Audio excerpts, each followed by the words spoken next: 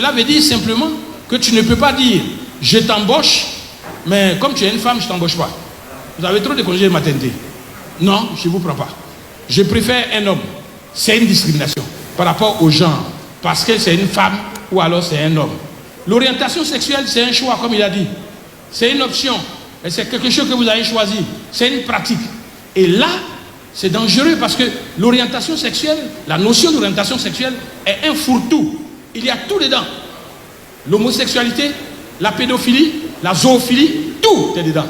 Et on nous dit que si vous discriminez quelqu'un qui lui-même a confessé être un homosexuel, alors vous l'aurez discriminé. Et vous êtes passible de poursuites et de condamnation, 1 an à 2 ans de prison, 500 à 2 millions d'amende.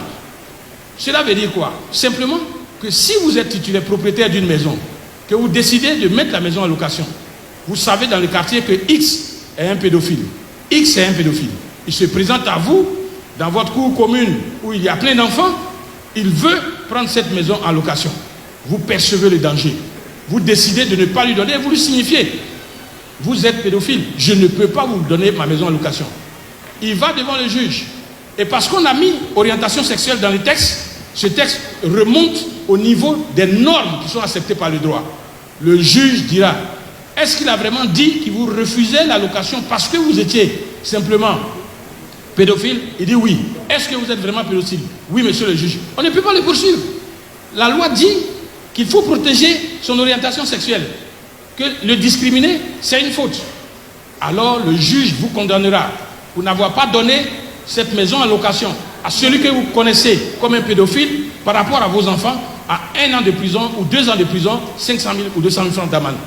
De la même façon, lorsque monsieur le maire Assalé Tsemoko sera sollicité demain pour faire marier 2 hommes ou 2 femmes et qu'il refusera en se cachant derrière la loi, celui à qui on aura refusé ce mariage pourra le poursuivre devant les tribunaux pour dire qu'il m'a discriminé. La loi, celle-là, ce n'est pas une question de RHTP, de PDCI ou bien autre chose.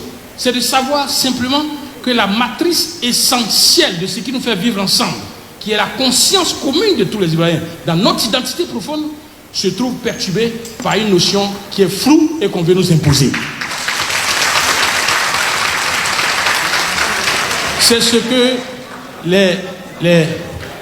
ce que nous avons perçu dans cette commission.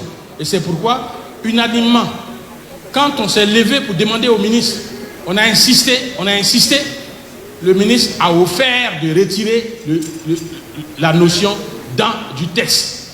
C'est à cela que nous sommes. Je ne pense pas qu'il y a encore un autre point sur lequel je vais intervenir. Merci, Monsieur le Président.